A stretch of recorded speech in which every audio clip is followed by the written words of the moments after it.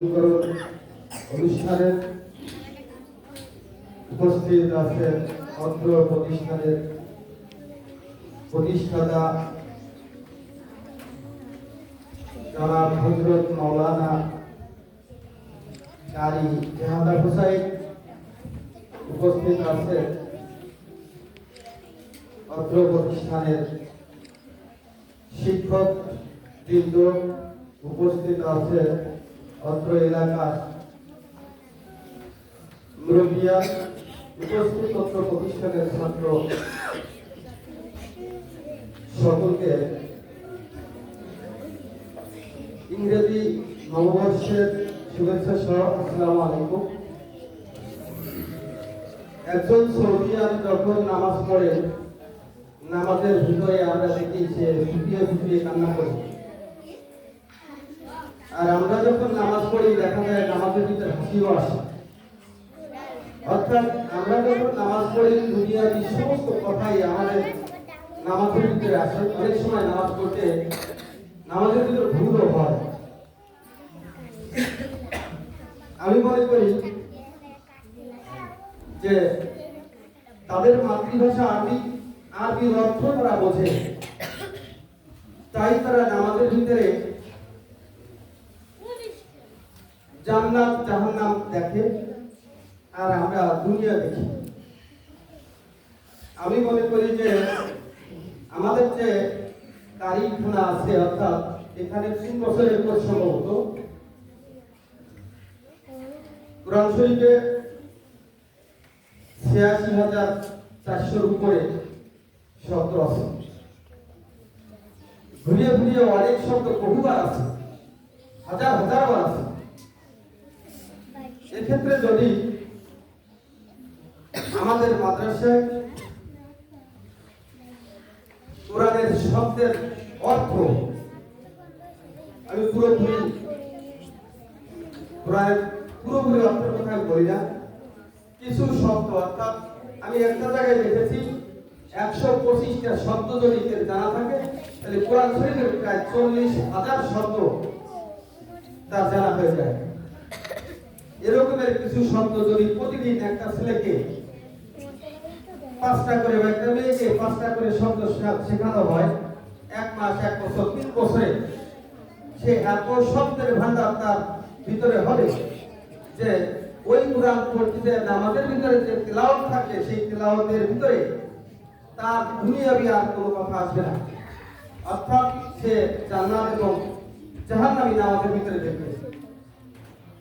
তাই আমি অনুরোধ করব কারিখানার কিরাতখানায় যেন এই ইউটিউব বা বইও পাওয়া যায়, দেখি আদি ওয়ার্ড আদি বাংলা, এটা শেখাবার জন্য আমি অনুরোধ করি।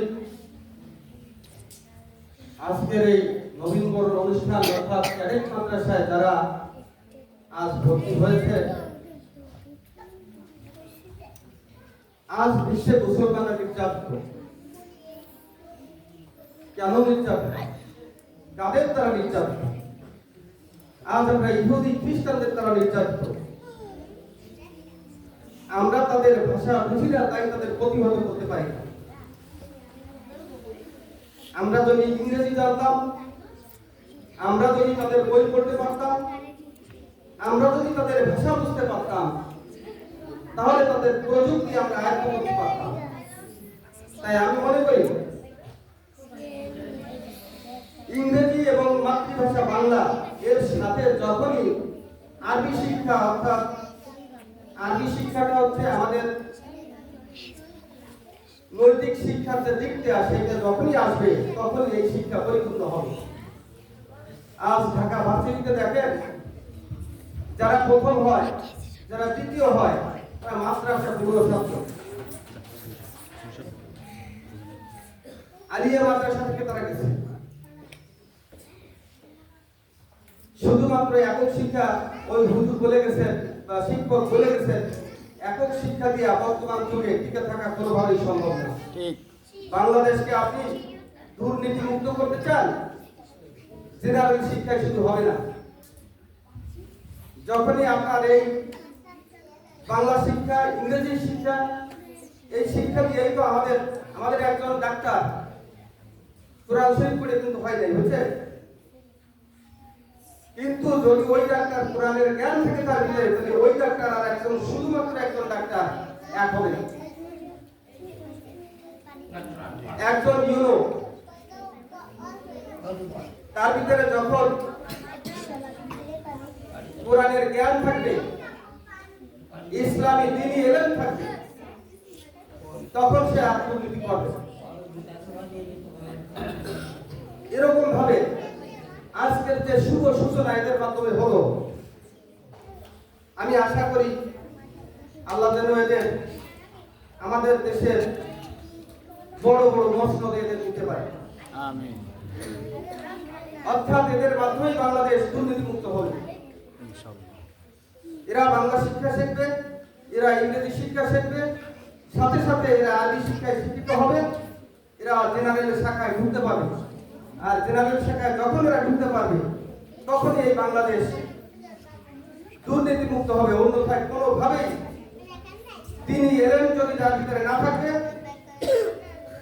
তিনি এলেন যতক্ষণ পর্যন্ত সারা বাংলাদেশের মানুষের ভিতরে জেনারেল শিক্ষার সাথে সংশ্লিষ্ট হয়ে না আসবে, এতদিন পর্যন্ত বাংলাদেশ দুর্নীতি মুক্ত হওয়া এটা সম্ভব না।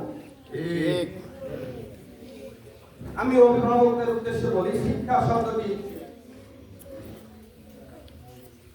যে জায়গা থেকে আসছে, সেখানে একটা কথা আছে, শিক্ষা মানে হচ্ছে লালন পালন এবং শাসন। অর্থাৎ